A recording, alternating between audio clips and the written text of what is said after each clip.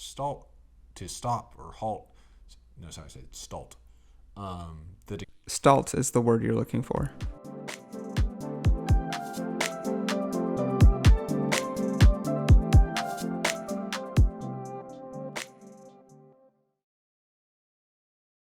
How's your day been, man? Has it been as hot over there as it has here? I think it got up to about 87. At least that's the weather report I heard. How hot did you get over there? Our weekend was about that today, but 95, 97 over the weekend. That's about 10, 15, probably closer to 15 degrees more than it was over here. Well, and tomorrow the high is 69. Oh, weird. How quickly do you look at your phone after you get up in the morning? Pretty quickly. I was reading something that was like, I don't know, it was a high percentage. It was like 60 to 80% of people look at their phone within 15 minutes of getting up. I know for years my phone was my alarm clock. We spent the $15 to buy analog alarm clocks and have those in our bedroom now, which is really nice because then I'm not like my phone isn't the last thing I look at before going to sleep. Yeah, I've been looking at it to see if there are any updates on house situation stuff. Oh yeah, what's the deal? You guys got fully accepted. Yep. And they agreed to do all the things we asked after the inspection. Oh, it was just during the inspection, it was pretty funny. The dishwasher overflowed. So we asked if they have a licensed plumber take a look at that. Mm-hmm. And then the other thing we asked for was just a HVAC servicing. Gotcha. Is there a fireplace there? It's just a gas fireplace. Okay. That's pretty simple then. I know that was something that we wish that we had done. Oh, yeah. And so I don't know that I've done this on purpose, but there's just this like thing in my head, like somebody's buying a house, I'm like, have the fireplace checked. That's really expensive if it's really bad. Yeah. That's pretty natural. And so it's like, that's my one experience. Well, the other thing is that's not something most people generally think about. So it's sort of a area of expertise for you, which is always fun. Sure. Yeah, I don't know if expertise is the right word, but more expertise than none. Sensitivity, there you go. That's the ticket. But yeah, it's actually kind of crazy now as far as appraisals go. Mm-hmm. I was talking to the loan officer, and since in 2007, 2008, one of the issues that came up, or that one of the scapegoats of that whole crisis was appraisers and their relationship with the loan officers. And so what they've done is they've made it so that loan offices can't actually schedule the appraiser. Uh-huh. What happens now is the loan office puts a bid for an appraiser into a pool of appraisers and then waits to hear back to see when an appraiser in that pool will accept the bid and then what date they will give for that accepted bid. So basically it's this game where you try and think, how much would an appraiser want to do an appraisal in this time frame? So you pay more for tighter time frames and less for longer time frames, maybe? Right, but you don't know how much that more will be, or even if you're putting into a pool that has appraisers who are available in the time frame you're looking for. So it's kind of a bureaucratic mess. Yeah, I was actually looking into it because I was going, man, appraising actually sounds like a pretty good gig. You know, you just kind of put in whatever hours you want to put in and you can kind of do it whenever. Yeah. But I was looking at it, and apparently in Washington, in order to become an appraiser, you have to apprentice after you get the education and stuff necessary to be an appraiser. Sure. You have to apprentice for a full year appraiser before you can take the tests to appraise. Doesn't surprise me. In Idaho, you have to do that for 2 years. Wow. And if you think about it from an appraiser's perspective, you're training your replacement. Oh, yeah. So why would you? So what appraiser wants to take on an appraisal intern, in essence? Yeah, I mean, there's a couple scenarios that I really see is one is if you've got so much work that you just can't handle, you get 2 years of cheap labor or cheaper labor, like to where you can kind of scale a little bit. Right. So I could see if you just have, you have way too many calls in for, appraisals needing to happen, then it's like, okay, well, maybe I could see taking on an apprentice there. But then also, when you're getting ready to retire, which then you would want to, it'd be somebody you would want to know. But I could see that pool staying fairly small. Right. Well, I mean, there's no such thing as being overworked as an appraiser, right? You just have more work to do in the future. So you have job security. Yeah, but if you have, at what point do you say, at a certain point, the market is going to kind of dictate that there are more appraisers needed? How? Okay, let's say you have 6 months of work, of solid backlog. Uh-huh. Then you're essentially stopping up money for real estate agents. You're stopping up money for the government. You're stopping up money for too many people for them to either relax the restrictions, or for people who are already appraisers in your state to come from, it's like a supply and demand issue, right? And if it's consistently there's not enough appraisers, then eventually there's going to be, like, that void is going to get filled. It's not going to be until there's like, you can't sell your house for a year, or you can't refinance for a year because there aren't appraisers available. That's just not going to happen. Right. And then we were not at that situation. We scheduled it, and they came out the next day. So the appraisers, like, that's just... Here it's out 2 months. What? So you can't... What? Well, that makes more sense because the restrictions are higher. So then there's fewer players, right? To a certain degree. 2 years is twice as long as 1 year, if I did my math right. Hold on a sec. Yep, I did the math right. Remember, we're in Washington. What? I feel like a fool. I'm going to edit all that out. I'm going to edit out my joke. I'm going to edit out my joke at your expense. Huh. 2 months. Yeah. Wow. If you pay for a standard. So with supply and demand, you can pay more and get it a little bit quicker. Maybe. You can maybe get it a little bit quicker. So how much was the appraisal for your refinance? Do you remember? Nah, not off the top of my head. I'm the number $300 sticks in my head, but I don't know. I can find out. I can find out for you. $300 to $500. Yeah. So someone quoted us mid-September for $680. So that's the supply and demand out here. Capitalism, ain't it great? Well, it's capitalism with governmental interference. So what would you call that? Capitalism. Actually, that's like oligarchy almost, or there's a different word for it. It's almost like a skilled. No. What did they have in the guilds? That's what I'm thinking of. Yeah. It's almost like a guild thing.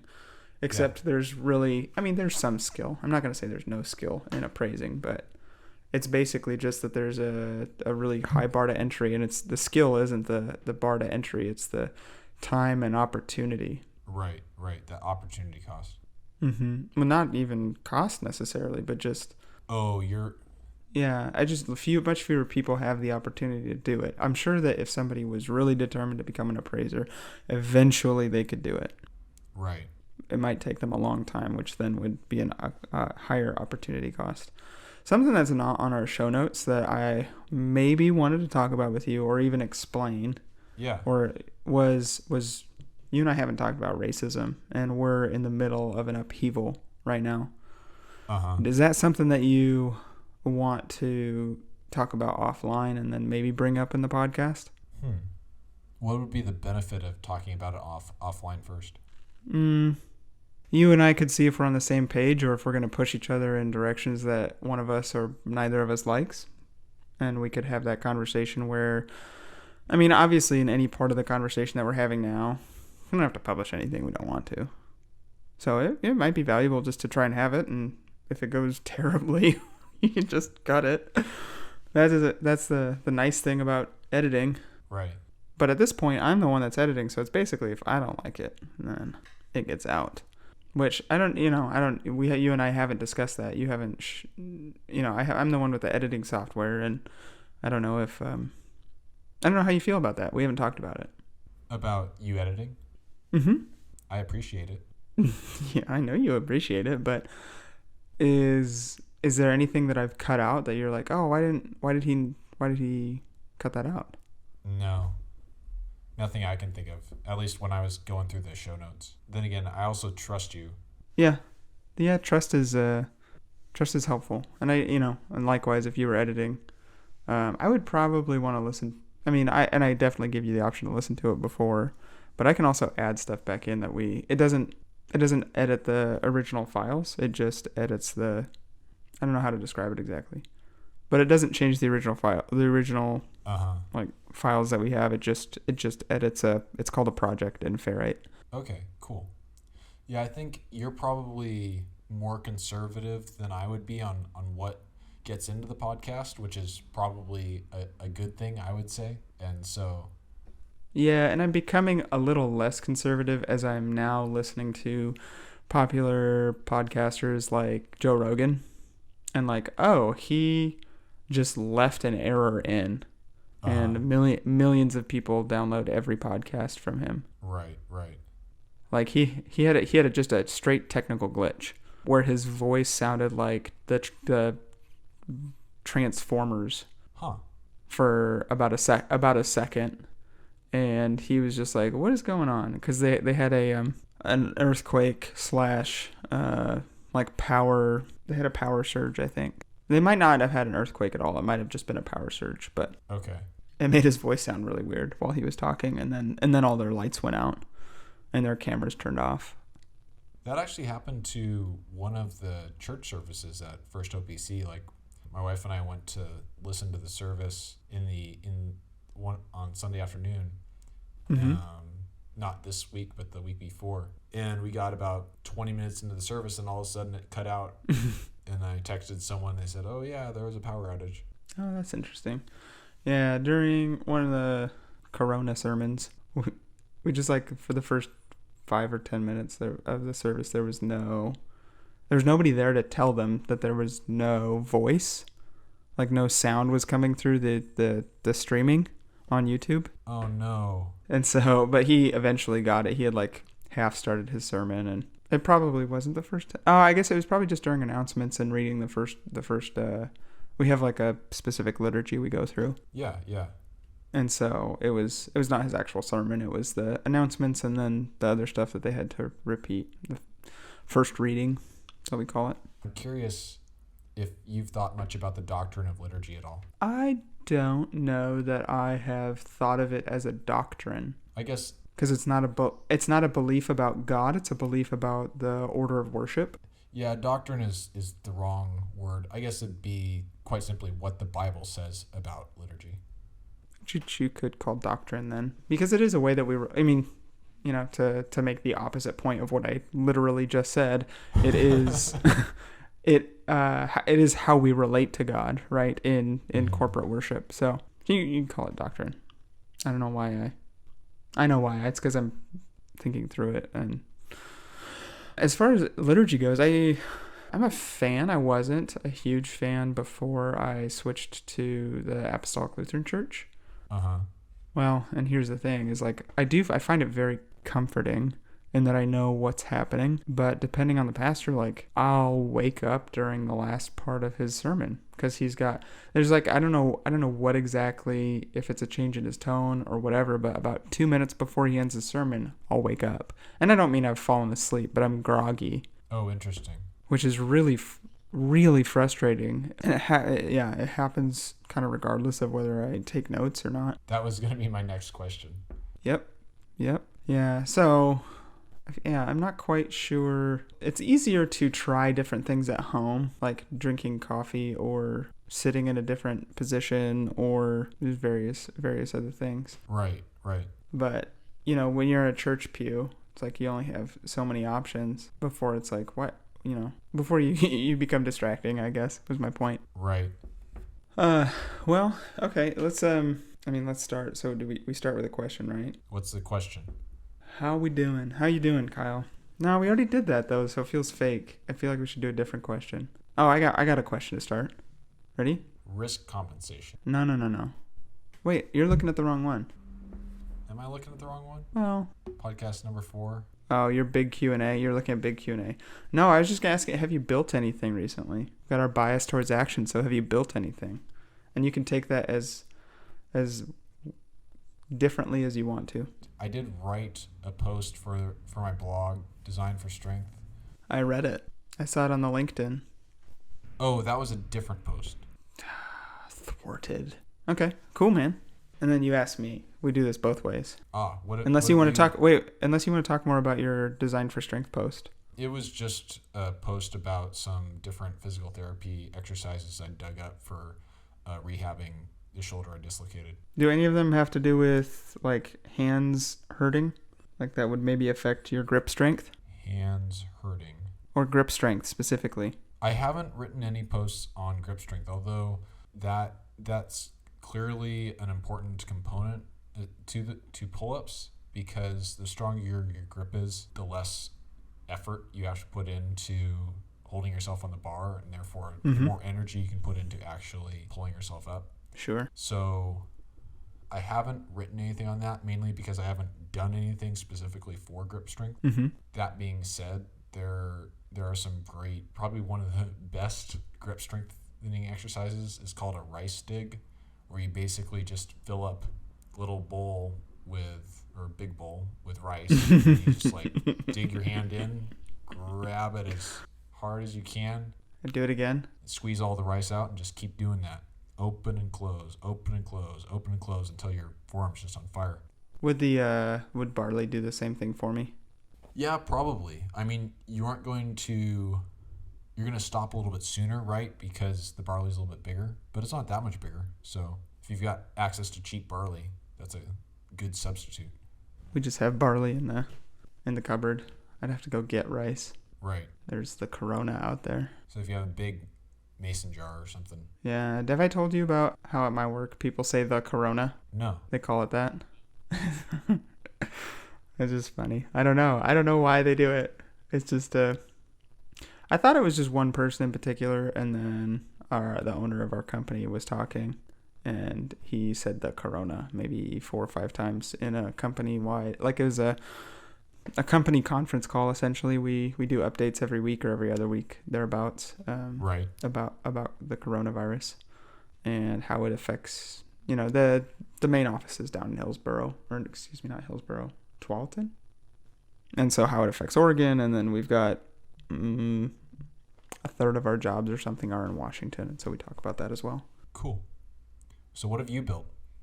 What have I been building? Trying to get back to what we were talking about. What I have been building is my patio still working on that. That's of the available time that I have, that's probably 70% of the time. And then other than that, I'm working on, there's this book I've been reading called Opening Up by Writing It Down. And there are some, I'll just tell you that the bibliography is like 10 pages of books. Uh-huh. When was the book written? It's 2000, I don't remember, 7. So fairly recently.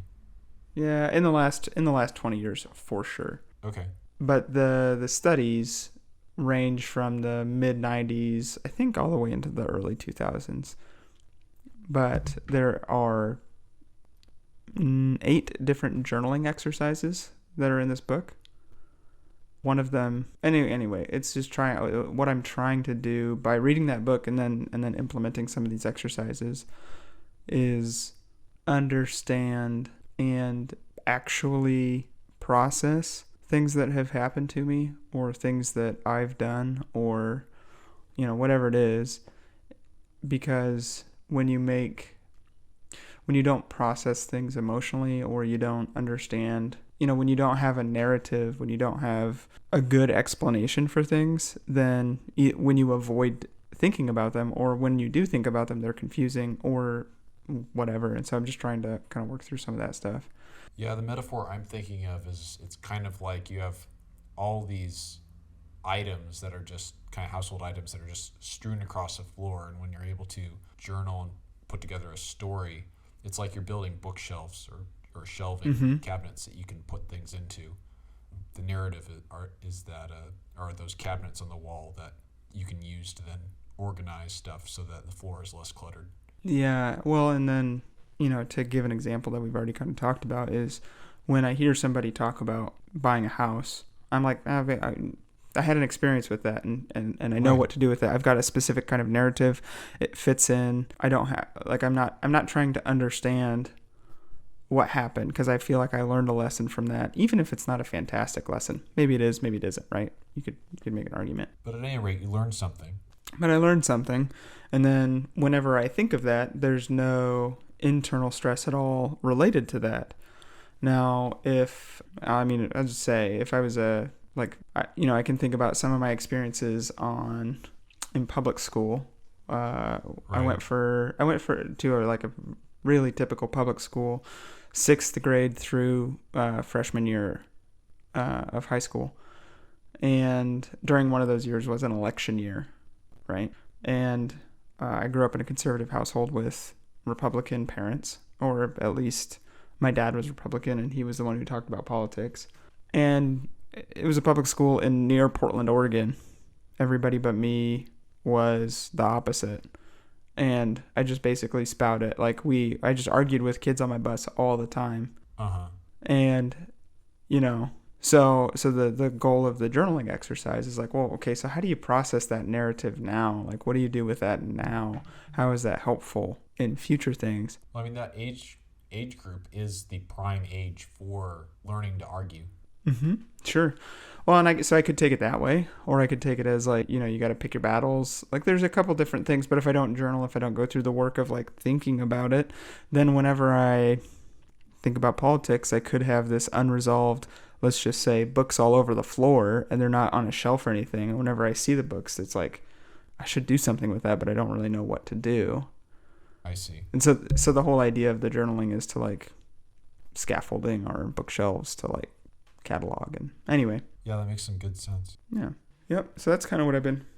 I'm actually curious. Do you have any tips or ideas from that book that you'd like to share with the audience about things you've learned about journaling? Oh, let's not talk about our audience. This is just you and me, Kyle. Okay. Do you know, this is a quick aside. My favorite part about being able to edit the podcast is that I never have to interrupt you, and you never have to interrupt me, because I can just move the waveforms away from each other a little bit. And so it seems like we're totally in sync, even though when you and I are talking, we're talking over each other about a third of the time. It's actually helpful too, because it makes it easier for the algorithms that do the automated show notes to differentiate between the speakers. Yeah, and I think that our show notes will get better as we... I only looked at the first podcast, so the other ones might be much better. It might be easier for it to tell the difference. In any case, as far as tips for journaling from that book, the first exercise, which is all I've gotten through, I got through the introduction, first chapter, and the second chapter. The exercise is pretty simple, and he talks a lot about the benefits of the exercise, and the exercise itself a pretty small amount. Basically, for 4 days in a row, you spend 20 minutes writing about the most traumatic events of your life. Now, you can write about a single event 4 days in a row, or you can write about many different events, a different event each day. And some of the examples that when they did this experiment they had the two studies that he cited, one had a sample size of 25 and I think the other 50, so not huge, but they've done it with more later. People wrote about, these were affluent kids in prestigious colleges, and they were talking about some pretty gnarly stuff, like being molested, raped, watching people die, and stuff that you wouldn't necessarily expect in a suburban home, I guess. Sin is everywhere. Yeah, sin definitely is everywhere. So that's where I'm starting. I haven't decided what I'm going to write about. I don't, but there's actually bringing up, the experience that I had with being in public school and during an election year where I disagreed with a lot of people that I was close with, might be a place to start. I'm also reading through Tactics, and there's a particularly, he talks about argumentative suicide. He uses, I think, a different phrase, but he talks about a couple different kinds of arguments that essentially commit suicide. In that, like, there's an example of the one that I was reading about today was sibling rivalry, and it's the idea that you hold two contradictory views and you can't hold on to both. An example of this, or an example that Greg Kokel gave, was when you believe that you ought to, like, what was the example he gave? He gave an example from C.S. Lewis and G.K. Chesterton, or quotes from them at least. Ethics are relative, and you ought not to you basically ought not, like, tell people how to live, which is commit suicide by itself, because by saying you shouldn't tell people how to live, you're saying to that person, this is how you should live. You should live as if you shouldn't tell other people how to live. It's like, well, what are you doing right now? Does that make sense? Yeah, that makes total sense. You're treating this other culture as if they're beasts, right? When you're writing about ethics. And then when you're writing about politics, or you're writing about their children. Yeah, it's like, I don't have the argument straight in my head right now. But when you're arguing about ethics, you're like, well, man is no more than beast. But when you're talking about politics, you're like, why are you treating these people as if they're no more than animals? It's like, well, those are contradictory to each other. Like, It's interesting. I was just thinking about how it would be hard to spot that without knowing about them ahead of time in a debate. And then I was also thinking, like, are there views that's an easy one to see somebody who is an academic might hold both of those views. One, that you shouldn't tell people how to live their lives, and two, that people are not much more than beasts, and that you need to respect all cultures. They could have all of these views, right? It's like, okay, so those are all kind of, we could look down on them, but then I could also try to think, like, well, are there things that I do that are, there's either views that I hold that basically commit suicide if you take them out to the nth degree or whatever, and then are there things that I hold that are contradictory to one another? I haven't come up with anything yet, but I'm sure that they're there. Oh, I think we've talked about them. I mean, I think it was the first episode we were talking about people who are vagrants, and thinking about how everyone bears the image of God. Mm-hmm. Everyone, no matter what their status, should hear the good news that Christ died and was raised for the sins of all who repent and believe in his name. And yet, with my actions, I tend to act like that person begging for money at the stoplight is less than human and not worth my time. To be fair, do you treat people at the grocery store any differently? Well, I think that just kind of shows it's another side of the same coin of holding the words of life and withholding the words of life from people who either would be encouraged to hear the words of life from another Christian, or who desperately need to hear the words of life from a follower of Christ. Mm-hmm. Yeah, that's interesting. So Kyle, who should you share the gospel with? My neighbor. Okay. Who is your neighbor? Going back to the parable of the Good Samaritan. Are you gonna preach to me the parable of the Good Samaritan? I'm not saying I do this well. I'm I know. preaching to myself. Yeah. Yeah, well, we all need it.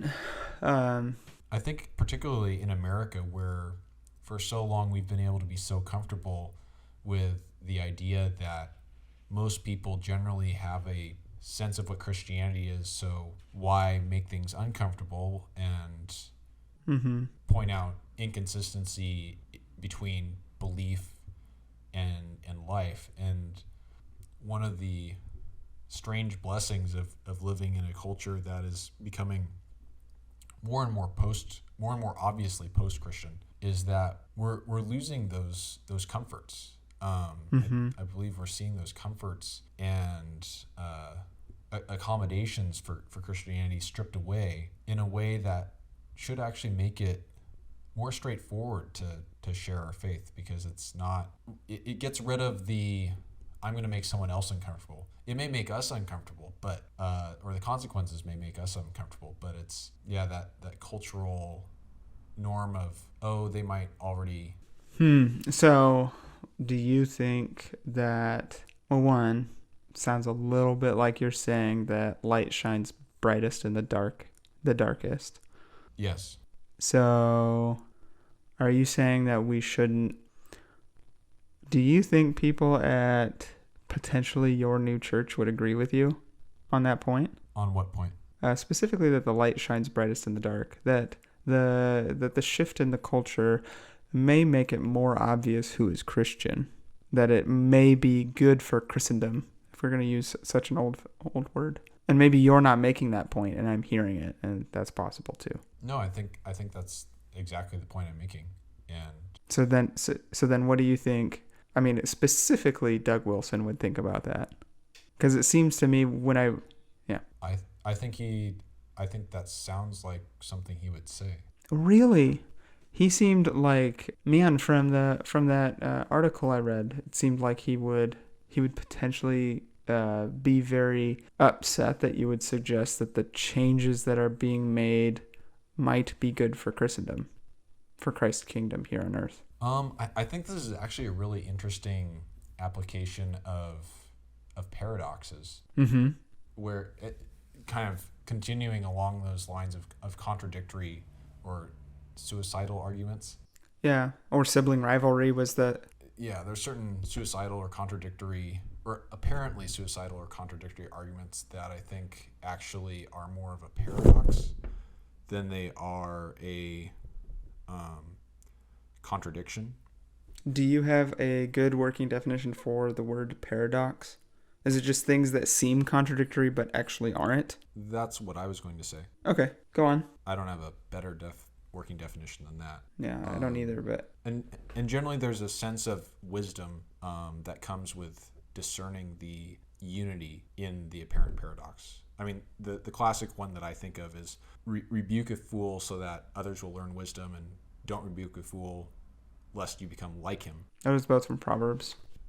They're Proverbs that are right back to back. It's the same verse. How unhelpful of Jesus. You mean Solomon? That's confusing. I mean... Or I guess the Holy Spirit. I mean, yeah, Jesus is the Word of God, right? In the beginning was the Word, and the Word was with God.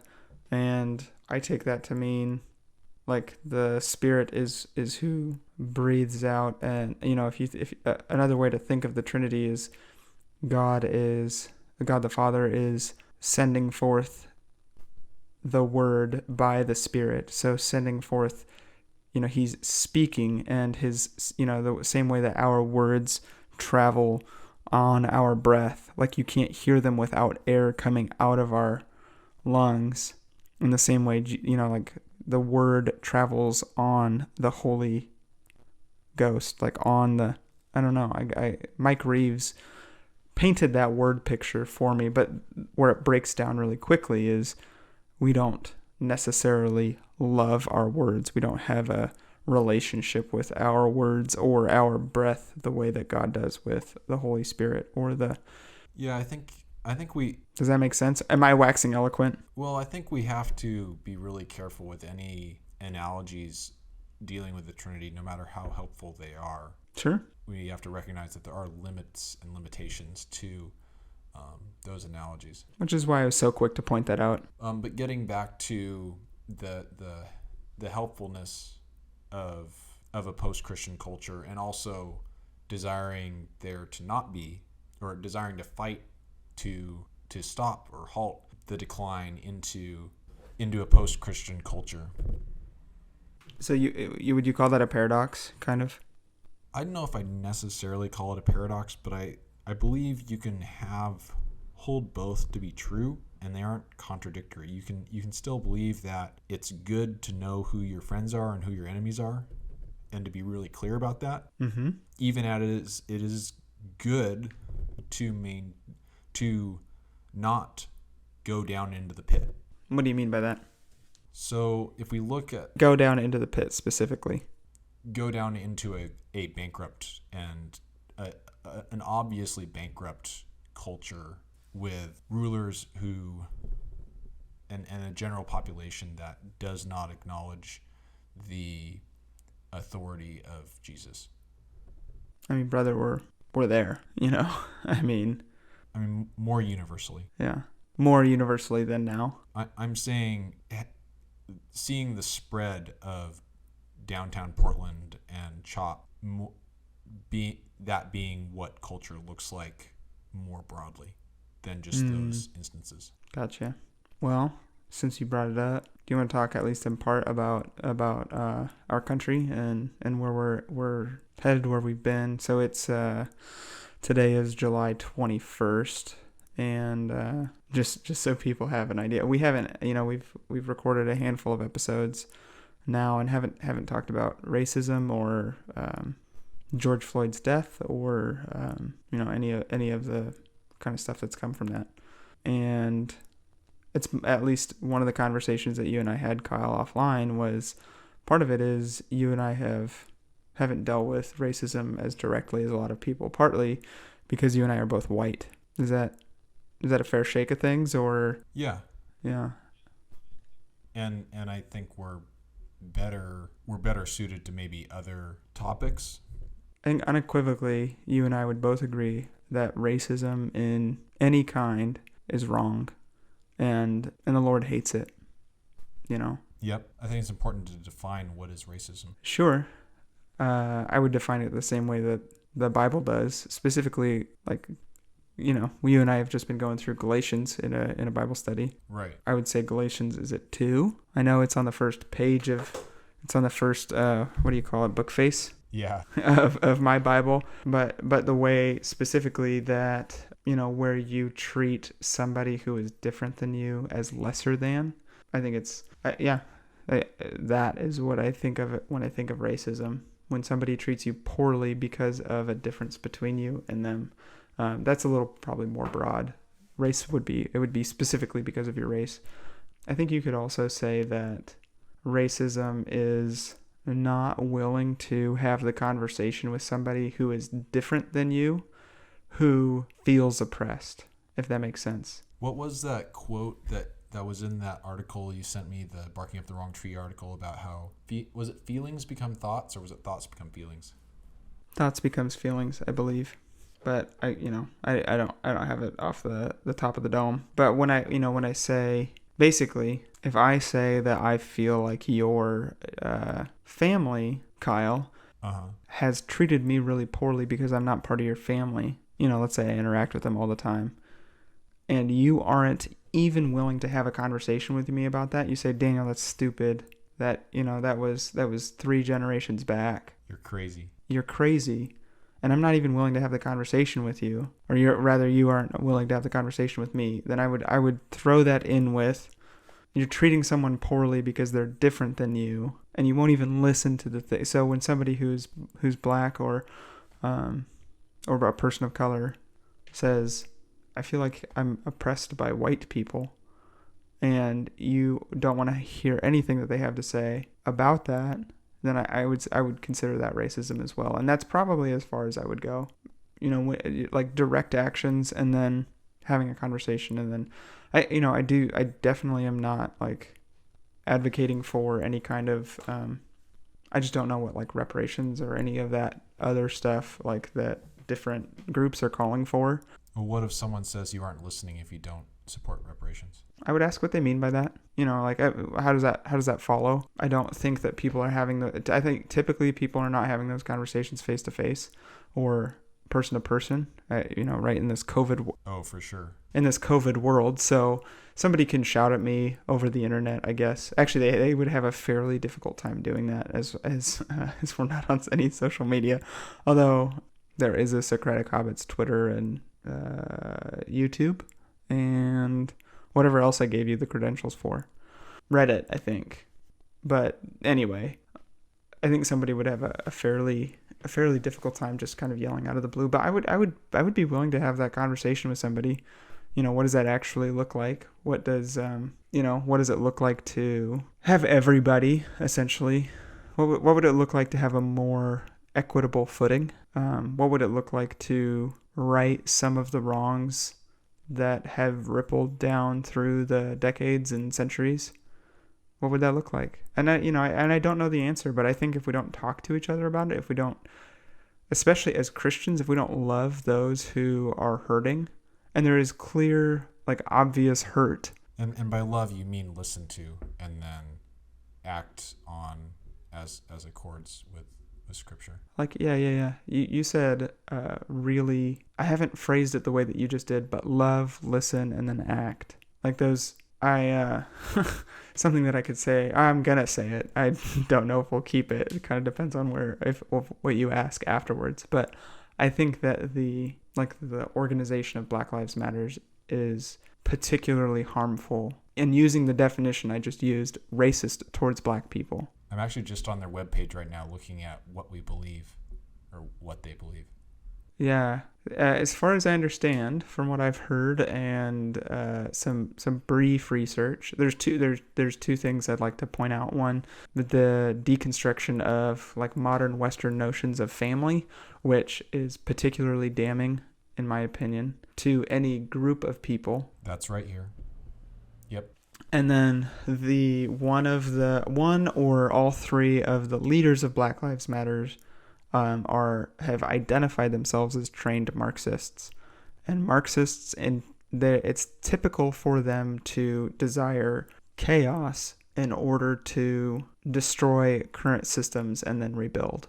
And so they don't want anything like the current American system, which I will definitely give, has severe problems. I do think it's the greatest country in America. I do think it's That's a safe thing to say.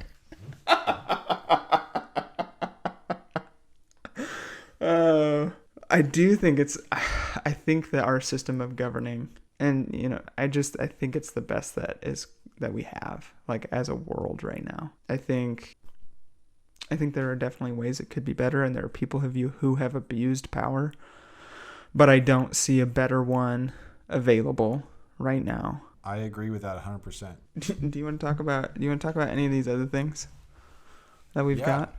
Yeah. I was thinking, I've listened to a couple of Joe Rogan's podcasts, and I was like, man, how does he talk for 3 hours? And I think I'm getting it. I'm wondering if maybe we should be a nighttime podcast and not an early morning thing. Well, one of the things that I enjoy Rogan's podcast depending on who he brings in. The same reason absolutely. I really enjoy Tim Ferriss's podcast because he tends to bring in, well, not all the time, but I enjoy the times that he brings in people that I'm interested in listening to, and both of them have a real skill at bringing in people with very, at least to me, interesting backgrounds who have done very incredible things.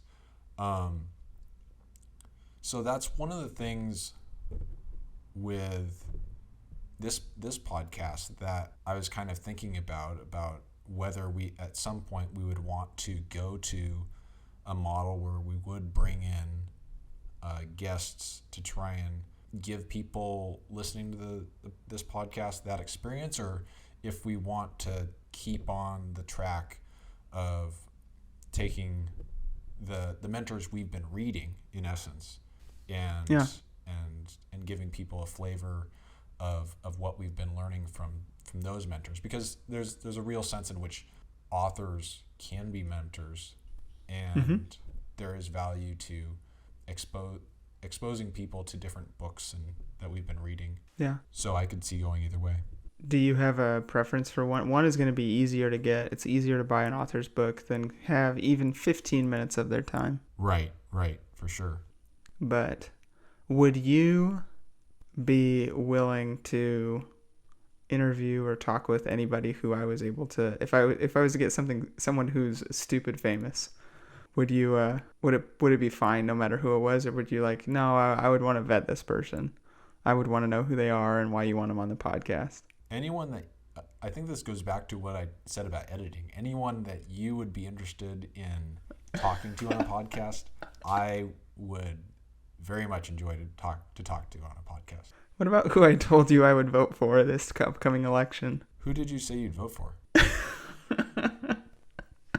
And you can look back through our texts. Oh, did Rogan interview them? No, he didn't. He didn't. You said, show me the paperwork. Oh. No, I would totally go. You'd go for Kanye? Yeah, that would be, man, if you could get Kanye on this show, that would be incredible.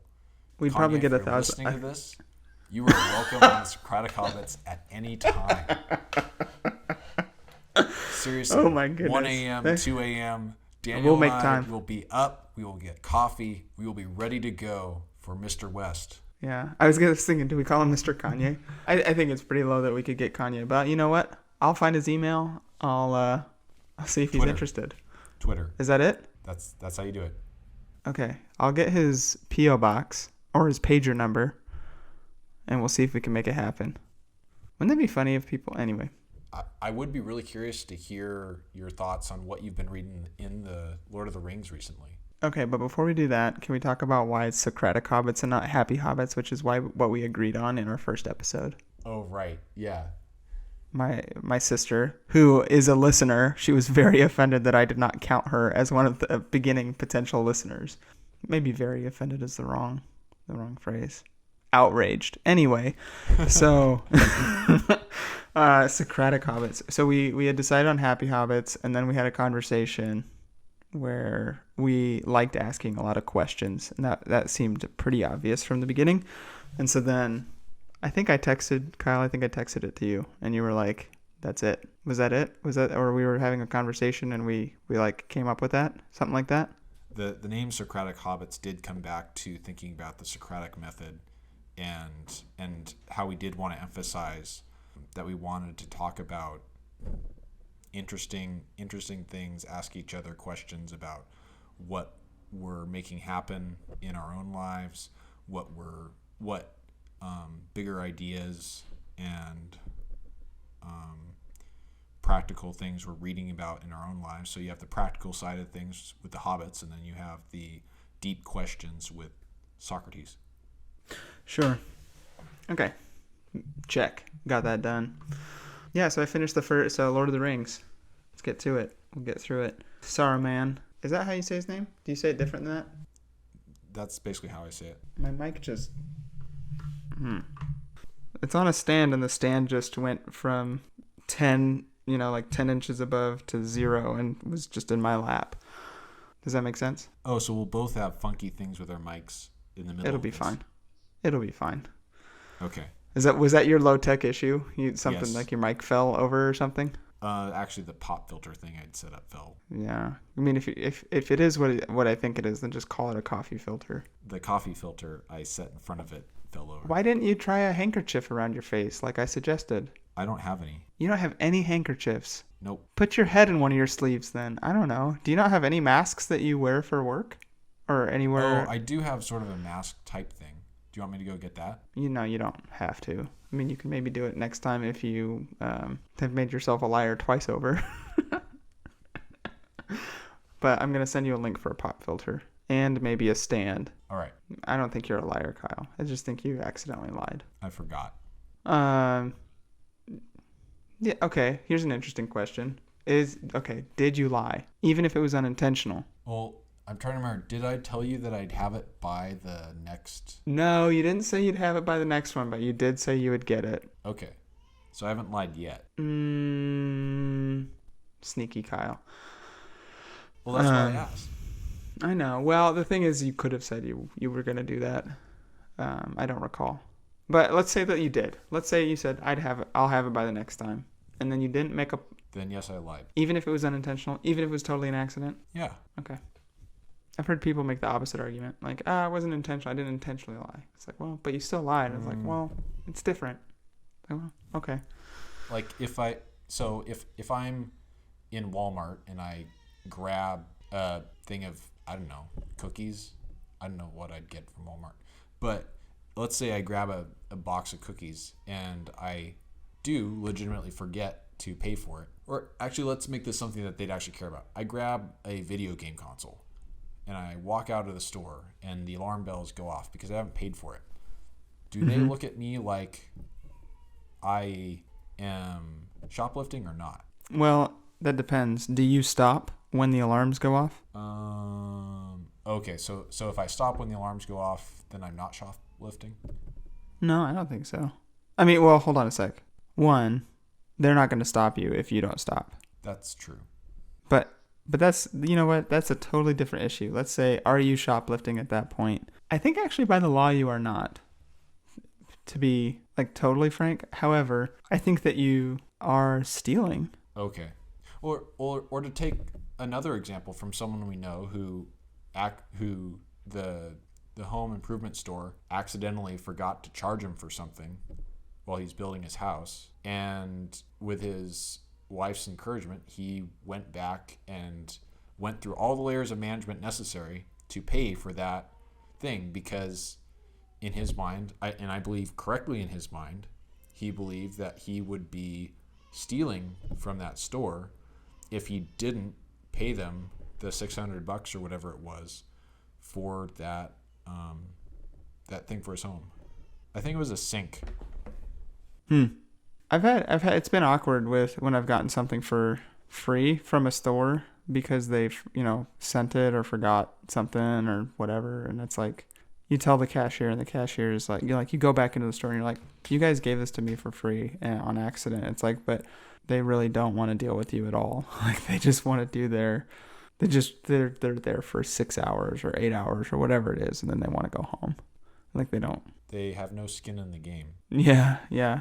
Which gets, I mean, this isn't in this week's notes, but that does play into something you had in the future notes. For later notes? For later notes, yes. Which I'm very interested in talking about. Have you been working on those? I haven't been adding a whole lot, but I have been actually looking at them so that I'm aware of the blog articles that you've posted and have read them before we actually get together and talk. I'm curious, how do you find some of these blogs? Like Barking Up the Wrong Tree? I don't remember. How did I find... I think I just Googled Barking Up the Wrong Tree. Like, I Googled thoughtful blogs like Farnham Street, which is the one that I like a lot, and that was one that came up. Man, Farnham Street is gold. Farnham Street is, yeah. Shane, I think is the guy's name. Uh-huh. He's a smart cookie. He is a little too... He gets kind of woo-woo, though. Okay. If you listen to his podcast. Oh, he has a podcast. He sure does. Here's a plug for another podcast for all of you listeners out there. All you hobbits. Farnham Street. The Knowledge Project. I think that would be a podcast I would be interested in listening to. Shane Parrish. Okay. Yeah, that's his name. Yeah, so risk compensation is kind of interesting. So, do you want to talk about that real quick? I don't know how much. So we're clicking over to 77 minutes on mine, or 76:30. Right. You didn't say a whole lot about the Lord of the Rings. Oh, what do you want to talk about? Oh, just what your impression was, and you asked. I'm just like I'm mostly. Quickly.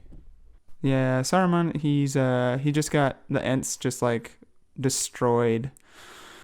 Orthanc? That's his little... Well, I thought Orthanc was the tower itself, is it not?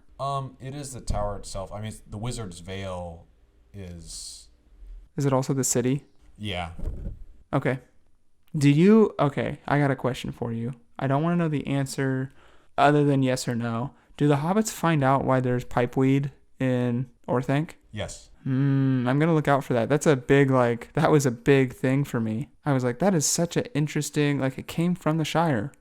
What the heck? Merry and Pippin find pipeweed, which is just tobacco, I guess. Or it seems like it's just tobacco. It is just tobacco. In one of the guardhouses of Orthanc.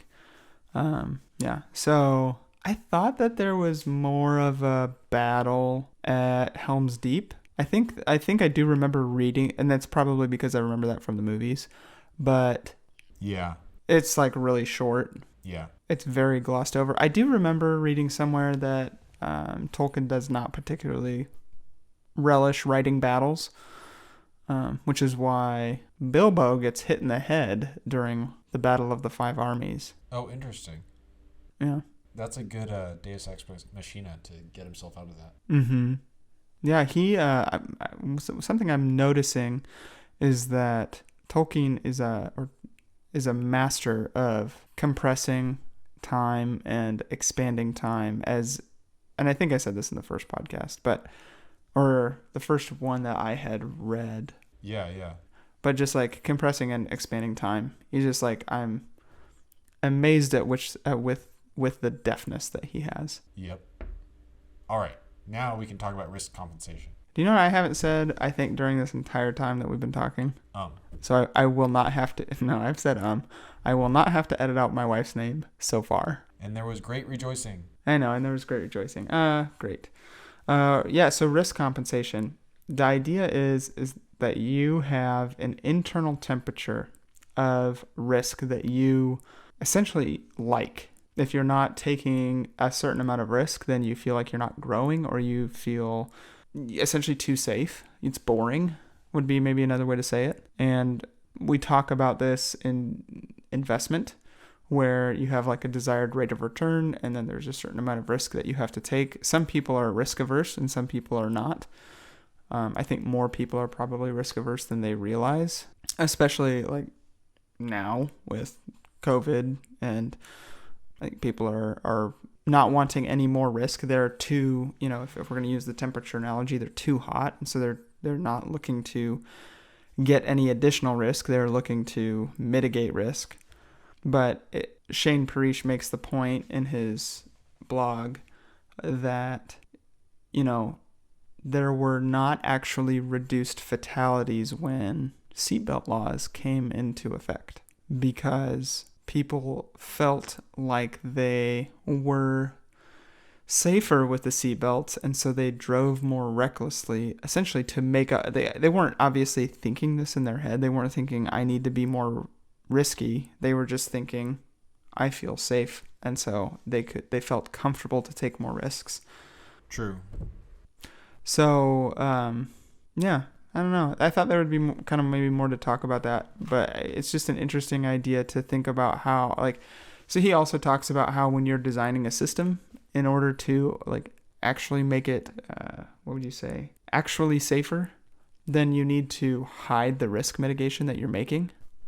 So instead of requiring seatbelts, you might change the requirements for the structure of the vehicle to have a crumple zone in the front of the car.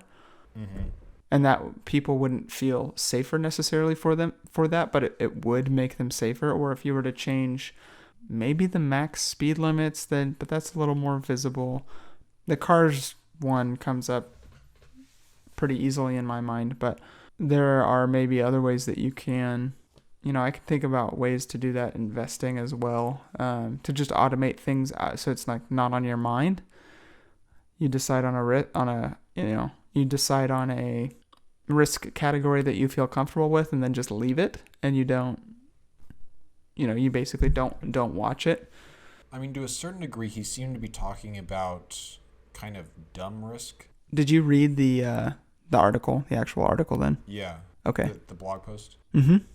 And the reason I say he seemed to be talking about dumb risk is that a number of the examples he gave, like the seatbelts, seem to talk about risk where the people who are in those situations don't. The risk is nebulous enough that they don't fully maybe understand the ramifications of the risk coming into effect. And so I think so the downside, yeah, people don't fully appreciate or understand the downside and what the downside could be, and they don't understand the probability of that event. And so there's a miscalculation that goes on with just a thoughtlessness about, not because humans tend to be poor at estimating probabilities as a one-off event. When you're looking at the probability of a really traumatic event happening, you don't necessarily budget correctly for it. And that's and the reason I'm talking about that is that's one of the, I think, traits of someone who's more experienced with managing risk, is that they've, in whatever arena they're in, they've learned. I mean, it could be investing, it could be downhill skiing, or downhill ski racing, or Formula car driving. It's a matter of having the expertise necessary to make those informed decisions about whether the risk is worth taking, as opposed to necessarily just yielding to that intuitive gut feeling about the level of risk. It's actually thinking about, okay, what is the reward? What's the probability of getting the reward? What's the or how high is the reward? What's the probability of getting that high reward? How high is the level of pain, or how significant is the consequence? What's the probability of that consequence? And looking across that spectrum, and then making an informed decision about if the risk is worth it or not, is then based off of those actual numbers of kind of you're doing a cost benefit analysis. Sure. And I think as far as thinking about the risk compensation, that temperature gauge is kind of like it's almost not, you said it was dumb, but you could even just say it's unthinking, right? Right. It's not right. it's not like people are driving more recklessly specifically because they have the seatbelts or the safety things are in place. And I've kind of been trying to think while you've been talking, which does not make me a very good active listener. But I guess the reason that we're talking about driving and safety, and as well as investment, is like, what else are we really going? We live in such a bountiful place, wealthy place, really. There's not, you and I don't think, at least I'm not particularly concerned about losing my life every day. Although, I drive enough that maybe I should. By far the most dangerous thing I do on a regular basis. But I don't think the Farnham Street article was purely about ultimate risk. It was also about risk with career, risk with finances, risk with relationships. Sure. And I guess so then how would you make a riskier or less risky decision? How would you make a relationship safer or less safe? Does that make sense? Well, it's a little bit weird because we're both married as far as like that relationship goes. But as far as, say, relationship with someone you would like to have as a friend, or someone you'd like to have in your network, do you only go towards people who you think will say, yes, I'll hang out with you? Or do you go out on a limb with someone and who, well, let's go back to the Kanye West example. Do you ask Kanye West to be on this podcast, or are you averse to the risk of him saying no? I would be ecstatic if he said no. Really? If I got a response from him, that'd be cool. Oh, I see what you're saying. Yeah. If he said anything, I would be. Yeah, it's like he actually heard. Yeah, so maybe that's a bad. But someone in the middle where. I get what you're saying though. You could keep going. Someone in the middle. Yeah, I think you finished it accurately. Someone in the middle is someone that you would feel hurt if they said no, but at the same time you would be really happy if they agreed to mentor you or spend time with you or work with you on a project, that sort of thing.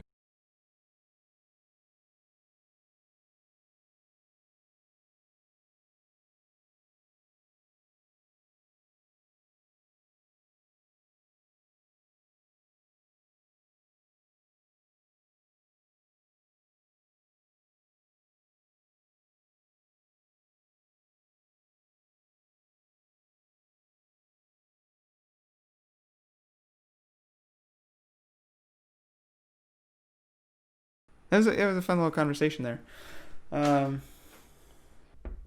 Yeah. Should I hit end? Yeah, I'll do the same. Ready? 1, 2, 3. We don't need to time it.